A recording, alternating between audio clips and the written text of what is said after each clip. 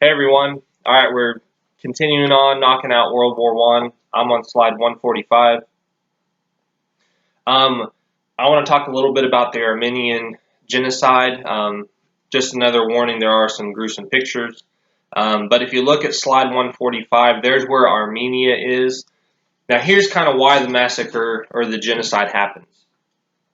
The Ottoman Empire is a Muslim empire. The Armenians are a Christian minority living in the Ottoman Empire. The Russian Empire practices Eastern Orthodox Christianity. When the Russians come to fight the Ottoman Empire, there's probably a lot of Armenians that actually wanted the Russians to win because, the Armenians have been mistreated under the Ottomans and the Russians share the same religion as the Armenians. So, whether or not the Armenians were loyal citizens to the Ottomans, that's something maybe you could talk about, but the Ottomans don't think the Armenians are loyal. So what the Ottoman or the Turkish authorities do is basically they decide to relocate the Armenians away from the front because Russia invades the Ottoman Empire and they don't want this disloyal population sitting there. So they do execute a lot of people. What the Ottomans do is if you kind of look at the map on 145, if you're an Armenian and you live in like Constantinople, that's kind of a worldly city. The Ottomans don't necessarily harm you or don't massacre you like they do elsewhere. The Ottomans start, first of all, they take away the guns of the Armenians. They say if you're a soldier and you have a weapon, you have to turn it in. If you're a private citizen, you have to turn it in. And then they start relocating them to Syria.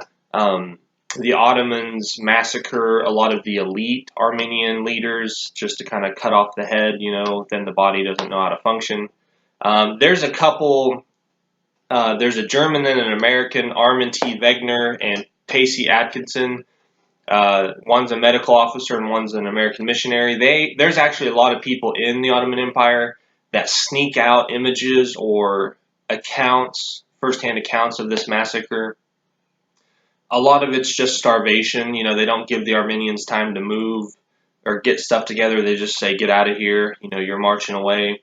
So they starve people to death. They hang people. They even crucify people. There's this real famous picture on slide 141 of Armenian girls being crucified. So pretty bad.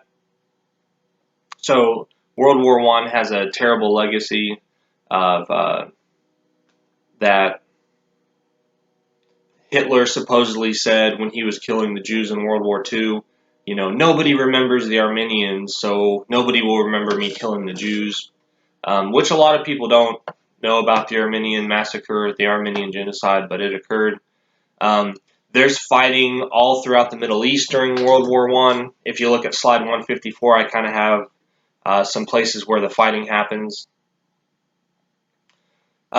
Basically, I'm not going to talk a lot about the Middle East, but what ends up happening is the British try to get the Arabs to overthrow the Ottomans. Now, this is kind of strange, but like the Ottomans, they're Turkish. They rule over the Arabs. So even though they're both Muslim, they both belong to the Ottoman Empire, the Arabs want their own country. So the British promised the Arabs, like, hey, if you rebel against the Ottomans, we'll help you set up an Arab state after the war. This is where you get Lawrence of Arabia, if you've ever heard of him. He helps the Arabs overthrow the Ottomans.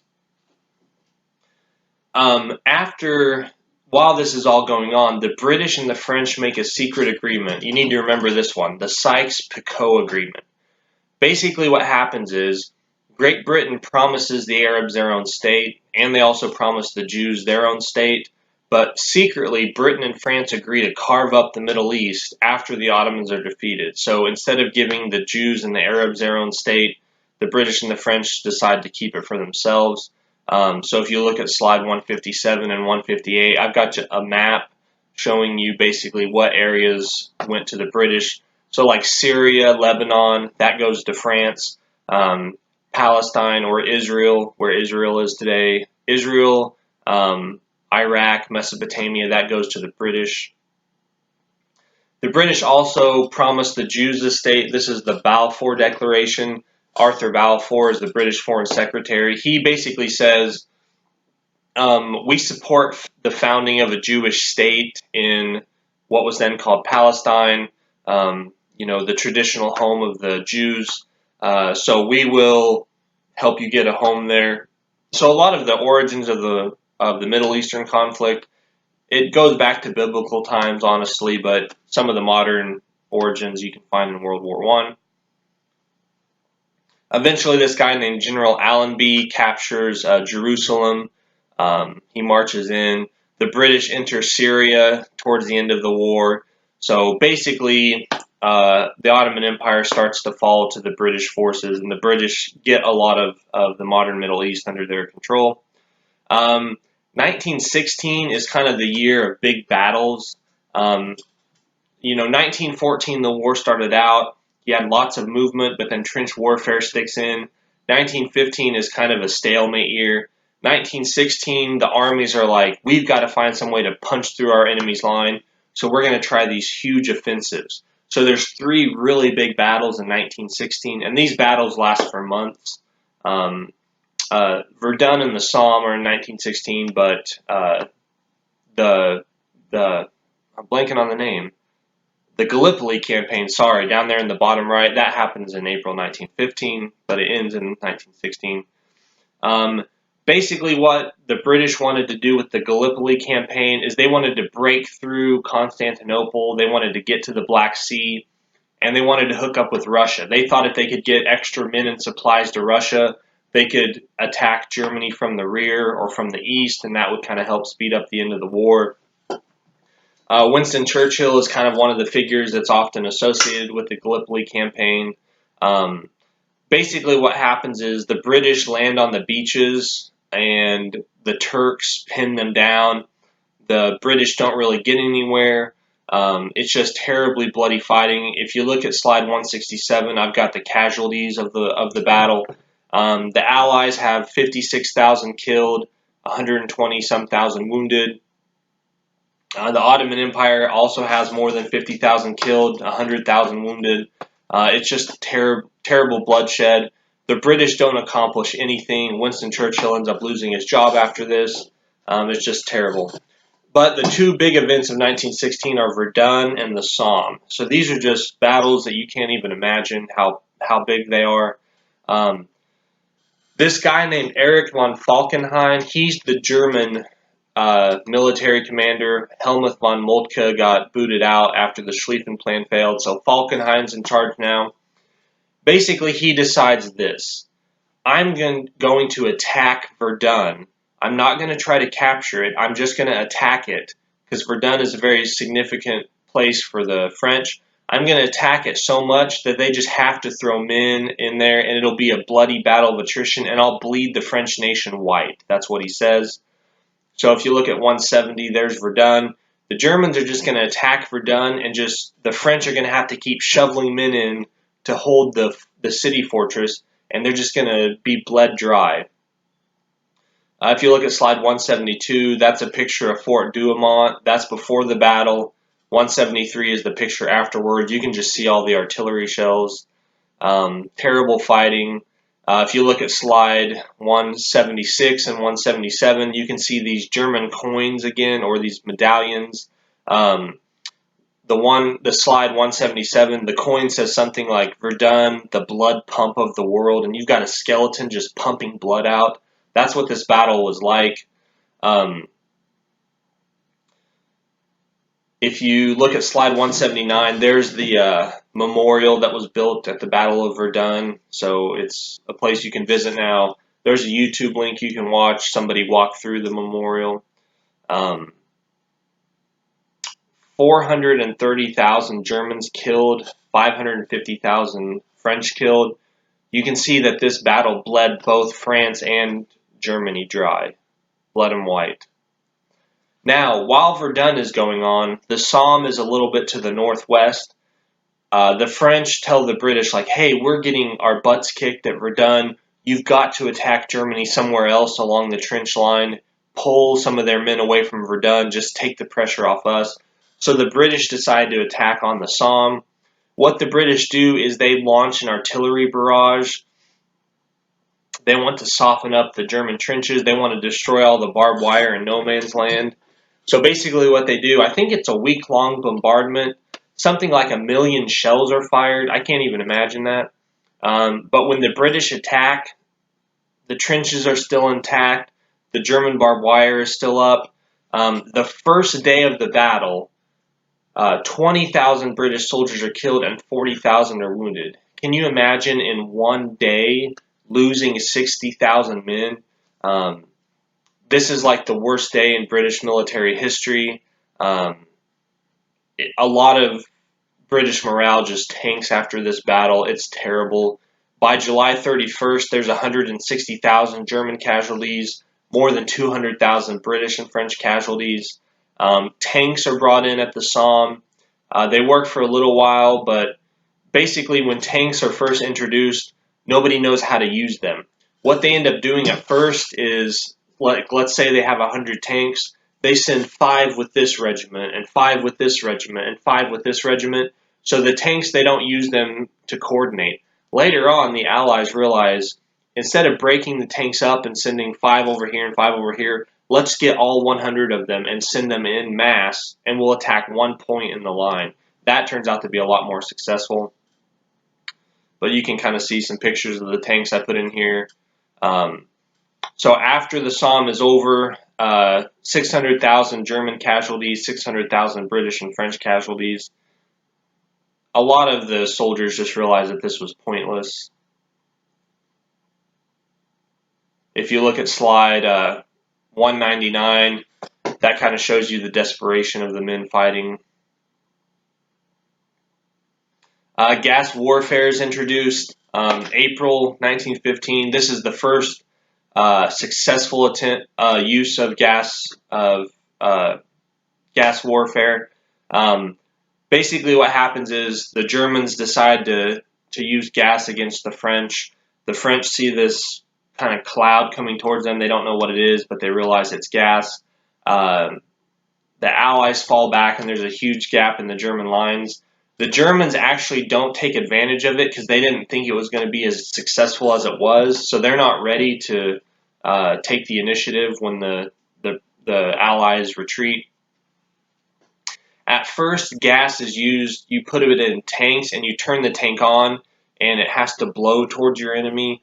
So weather is important. Later on, the Germans and then the British and the French start putting gas in artillery shells and shooting them at the enemy. They use different kinds of gas. You can kind of see some of the pictures I put in there. 217, there's a funny picture of soldiers playing soccer and they've got their gas masks on. At first, the gas masks are basically cloth, and you're supposed to urinate in them and then put the cloth over your mouth. That neutralizes the gas. Later on, they get more sophisticated gas masks, but it's pretty terrible. If you look at slide 226, I've got a casualty chart of soldiers what they faced in the war. Like I said, tanks are used.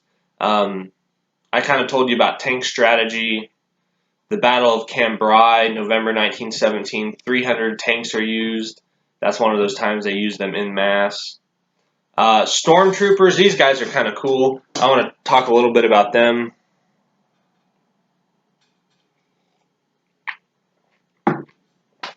Sorry, I got a book here I want to show you.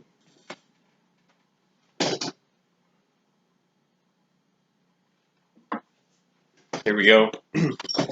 This is Storm of Steel. It's by Ernst Junger. It's a good book about a stormtrooper from World War I. But just think about this a little bit.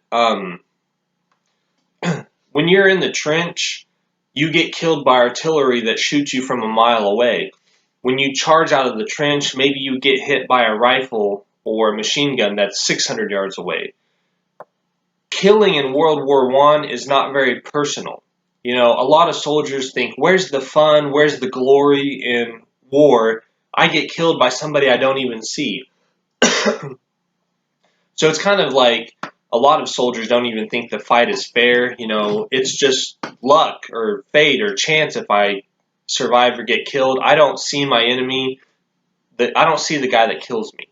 So a lot of soldiers complain that fighting is like that. The Germans developed this new type of soldier called the stormtrooper. Later on, the Italians, the British, the French copy it.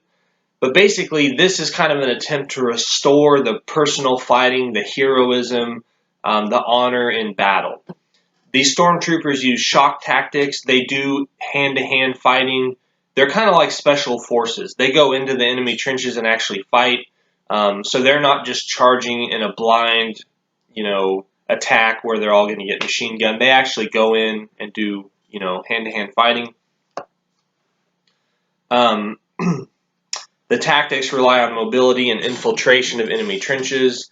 They employ raids, scouting, hand-to-hand combat, aiming for weak spots, sneaking around strong points in the enemy lines.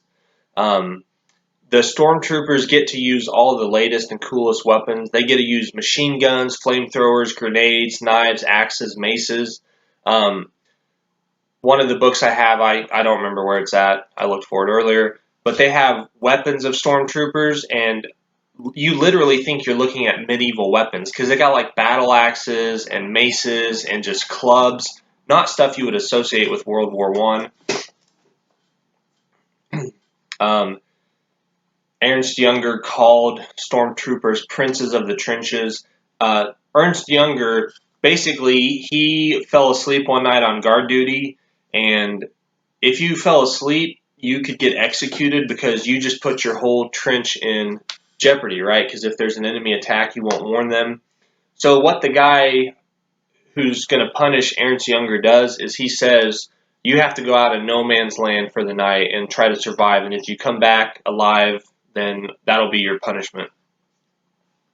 Ernst Jünger actually finds out he likes the adrenaline that comes with this. So he calls these stormtroopers princes of the trenches because they liked doing this stuff. The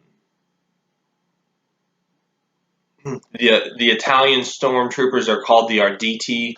This just means the bold ones. If you look at slide 248, the guy looks like he's about to go play a football game, I don't know, 19 teens, Harvard versus Yale or something, I don't know. But he's got a knife in his mouth and he's got all these grenades on him. But otherwise, he looks like a football player. So stormtroopers employ shock and awe tactics. They kind of foreshadow blitzkrieg of World War II in a way. A lot of military thinkers are like, hey, those stormtroopers punch through the lines and then cause chaos in the enemy lines. That might work later on. The Russian Revolution happens. I'll talk more about this in a different slideshow, but I kind of do want to relate it to World War I. There's actually a Russian Revolution in February, March 1917. This is a democratic revolution. The Tsar gets ousted, and Russia becomes a democracy, basically.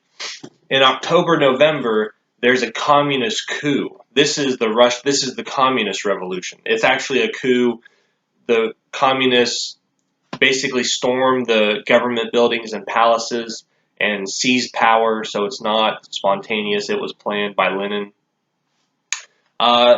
Vladimir Lenin, Leon Trotsky, and Joseph Stalin are kind of three of the main figures. Lenin promises that he will get the Russians out of the war. So what ends up happening is, and I want to see how much, okay, he signs this treaty called the Treaty of Brest-Litovsk. That's important to remember. That gets Russia out of the war.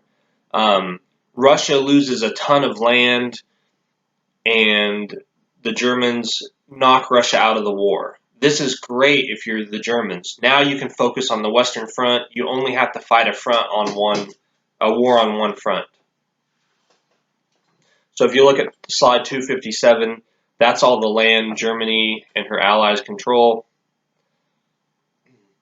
after the Russian Revolution and after Russia gets out of World War I, there's a civil war in Russia. It's whites versus red. Bloody fighting. More people die in the Russian Civil War. More Russians die than died in World War I. Terrible. Tsar Nicholas and his family get executed by the communists. You know, his wife, his children, they all get murdered. Eventually, Lenin dies and Stalin takes over. Stalin has Trotsky hunted down and killed in Mexico in the 40s with a ice pick thing that you climb mountains with. So I'll talk more about that later when we do the actual Russian Revolution, but I just wanted you to kind of introduce it now. There is a huge revolution in Russia in 1917, and the communists take over. Okay, I'm going to stop here. We'll do one more slideshow, and then we'll get done with World War I.